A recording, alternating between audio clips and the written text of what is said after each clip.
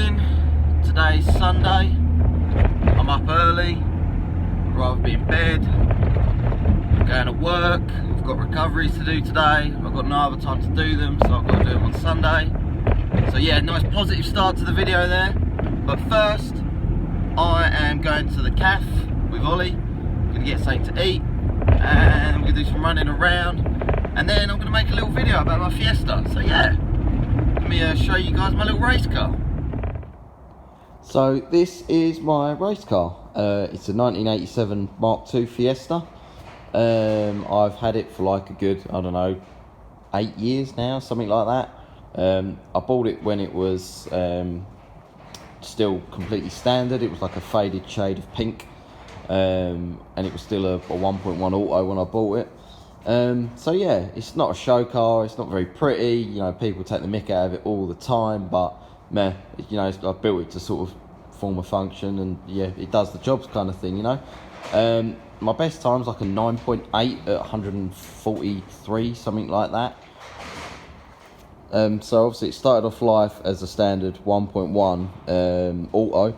It went through many changes. I changed it to converted it to manual, and then it went straight to a Silvertop ZTEC turbo on Fiesta turbo management, and then from that it went to straight after, actually it kept the Silvertop for ages, and then I put an MTX gearbox in it out of a Mark 1 Focus RS. Then it started pulling itself apart. So that's when I sort of went one step further and space framed it. Let me take the bonnet off, show you what I mean. So the engine itself is just a 2 litre blacktop that you would find in like a Mark 1 Focus or early Mondeo or something like that. The crankshaft is completely standard. The block's completely standard. The main caps are completely standard, but it's got ARP bolts, like main cap bolts on a standard grind crank. It's got King Racing bearings. It's got PEC steel rods, PEC forged pistons, 86mm. Compression ratios in like the 8s. I think we measured it like 8.4, 8.3. I can't quite remember on this build.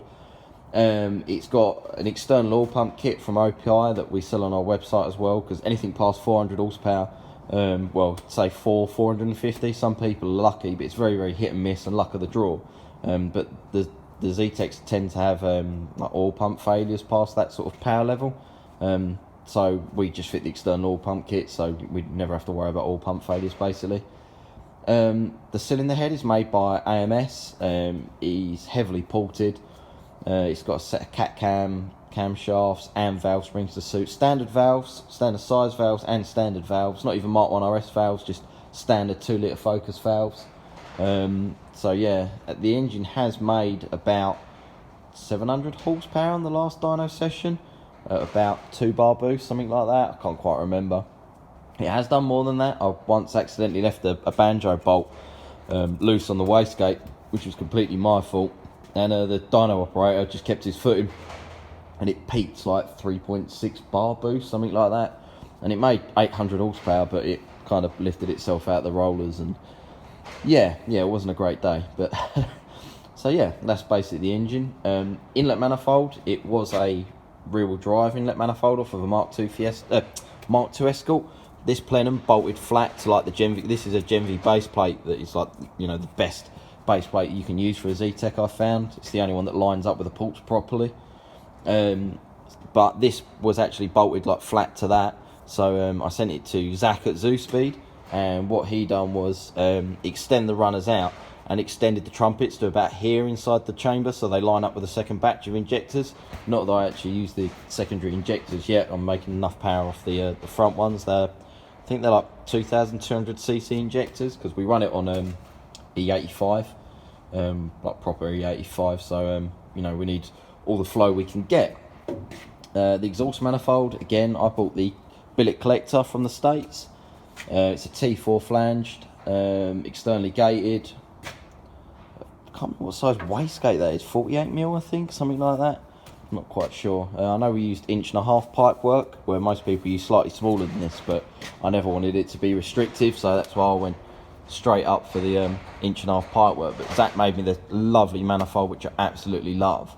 I told him I just wanted the turbo hanging out the front of the car, so I told him that, and he delivered it, which was nice of him. Turbocharger's a Precision Gen 2 6466, So you know, I've not really found the power limits to that yet, which is, you know, it's making 700 horsepower fine. It breathes into a custom-made 100mm AirTech intercooler. This was one-off build for my race car. It's actually a mismade core for a GTR. So if you ever look at like a Nissan GTR, you'll notice that the boost feeds into the top from like, or feeds in from the bottom from like 2 turbochargers, then it feeds up through the core and then out the top of the core to like the 2 plenums, I believe. But when they was designing it, they accidentally ordered the cores the wrong way round. So rather than so as you can see, this core feeds from like side to side rather than top to bottom. So it was like surplus to their requirements. So that was handy for me. Hence I've got, you know, this on my car now. They obviously, AirTech custom made the end tanks for me, which was nice of them. They also made me the custom made rad. I think it's out of a Focus, but they just modded it to fit my car. Again, nice of them. They made the boost pipe as well.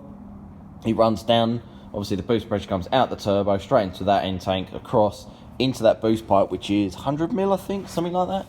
And then the boost pipe runs down under the car, under the sump where the exhaust would normally run, and then straight up into like the bottom of the plenum. You can't really see it because it's a bit dark down there, but my throttle body's down the back, so it feeds up into the base of the plenum and then obviously into the engine. Exhaust, pretty self-explanatory. I do need to cut it down at some point, I just haven't got round to it. Everyone always comments about that, but I do need to just chop it down a bit more flush with the bonnet.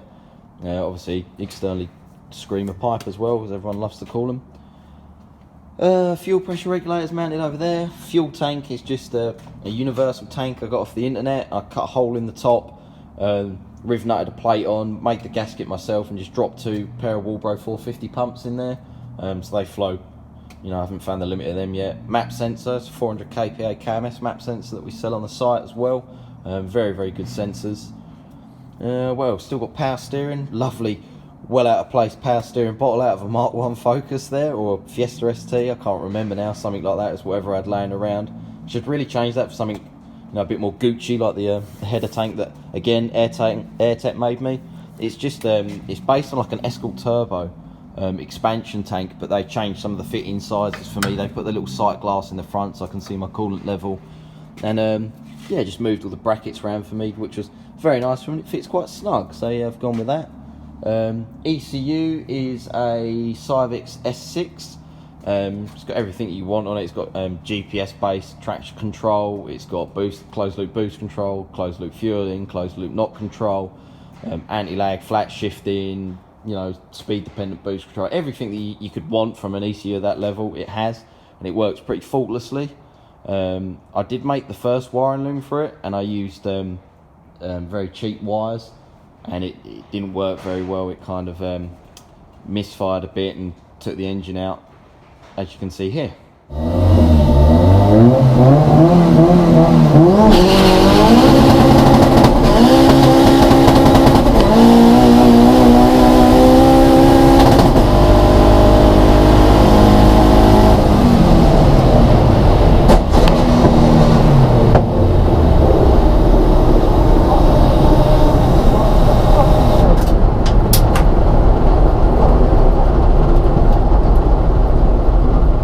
So yeah, after that I realised that if you're going to do something, you might as well do it right the first time, and I had Civix make me a proper wiring loom, and they used like really nice Teflon coated wire, which is like really small and skinny but flows like loads.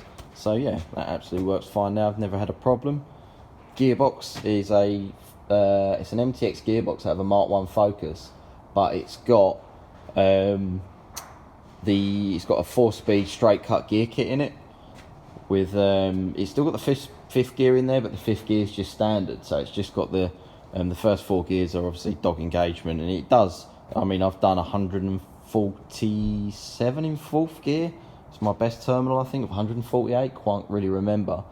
Because I was getting close to that sort of terminal speed, someone advised me that I should add a secondary braking system, so I went on the old Shroud website, and I ordered this parachute. It's I think they call it a 450 or something like that. You put in the weight of your car. This car weighs like 850 kilograms. So I put in the weight of the car and the terminal speed I'm doing, and then they tell you what size of parachute you want. Always ideal. So yeah, I ended up buying this one with a release kit and all that. So yeah, it works well. Made up some framework for the boot. Still need to paint it, but again, it's not a show car, it's built to work, and yeah, it kind of works most of the time. The front tyres are, well, let's start with the back. The back tyres are, everyone keeps taking the mick out of them thinking that I'm running Space Savers, but they are Space Saver wheels, but the tyres are off of a smart car, and they are actually speed rated tyres. They're rated to 149. God knows why someone made a tyre that fits a smart car that will do 149 mile an hour. I have absolutely no clue whatsoever, but they do, and it was handy for me. Front tyres are 15-inch MH slicks, proper drag slicks, and they're overinflated at the moment, because obviously, not that I should leave them sitting on this cold damp floor, but hey ho, you know, it's all on the to-do list. Drive shafts, it uses 2-litre Focus inner and outer CVs, and then I've got a custom made like centre shaft, because I went through a big phase of like snapping shafts, so they're made by Dave Mack Prop Shafts, which is nice of him. He helped me right out, getting it set out to me on the hurry up, pushed it through the workshop when I really needed it, so yeah, big shout out to him, thank you. Don't really know what else to say. I can show you the interior, it's quite boring too. Let me turn my light on. Just full of crap at the moment. I've got the Plex SMD 300 display, which is like the preferred Cyvex display. I've had it for a while now. I've got obviously the pedal box down there as well. It's not really that neat and tidy in here or anything nice to look at. Transit Connect gear shifter that I use. Obviously the hydro to hold me on the line, which was out of a mate's drift car, so he donated that to me, which was nice of him. I've got the flat shift gear knob as well, so it's got like a micro switch in it, so obviously when I pull on the gear stick, it just, you know, paps me into the next gear, so I don't need to use the clutch. The gear change itself is out of a Transit Connect on like a 2005 plate, 2004, something like that. Just a diesel one, and I fitted it and it's always worked fine, so I've never bothered changing it. I made it on that little tower. It's got some proper Cobra nice wrap round seats and some you know, 5.3 inch harnesses, which is nice. Still got the passenger seat, you should probably take that out, I've never used it. Everything to start it's all up there. I've got the traction control override up there as well, so I can turn that off, do my burnout, and then turn the traction control back on. Obviously that's to start it. You've got the main ignition, the start button there, and then that's to release my parachute. Yeah, that's the main cut-off key, wherever I've left the key, God knows. Cyvex is just bolted on the firewall up there, again, just with a lovely fuse box. Yeah, so there you go. That is my race car. Anything else you want to know about it, just let me know. I'm happy to talk about it, but I thought I'd introduce it to the channel. So anytime I've ever been to Santa Pod, I've always just gone to like Run With You Brung days and stuff like that. I've never actually you know, like competed in a proper competition at Santa Pod. It's always just like turn up, pay £30, get a couple of runs, go home, and that's all I've ever done. But for the first time ever this year, I've entered an event called Door Slammers at Santa Pod. There's loads of categories: front wheel drive, rear wheel drive, four wheel drive, all that sort of stuff, like 2 litre class. Obviously I've entered the front wheel drive class, but it's like a £200 entry fee, and I'm really looking forward to it, because when you go to Santa Pod for like Run What You Brung days and stuff like that, you tend to get a load of like, you know, 18, 19 second Fiestas that are like 1.1 and standard, and like people's first cars and all that sort of stuff, which, don't get me wrong, I understand everyone needs to get into drag racing somehow, and we've all been there. Like, I started off with stuff like that as well, but you know, I'm looking forward to Door Slammers more because there's prize money to be had. It's a £200 entry fee that I've already paid, so you know, it just sort of phases out the sort of slower cars. Only like real serious cars tend to enter. So, and it's an actual, you know, competition, and it's meant to be a really good busy day. So I'm actually like really looking forward to it. So I've got to do a lot more prep work on the car. So obviously I've got to I still got to do some testing and stuff like that. There's a lot more things I need to do with it, a lot more things I've got to try. So I thought I'd just introduce the car to the channel anyway. So here it is. The nickname of my car is the Drag Slag. I think a friend of mine named it that, and it's just kind of stuck. So, cool, the wind's picking up me now. So if you any questions you want to ask, please ask and I'll answer them. If not, like, share, subscribe, same old. Cheers, see you next time.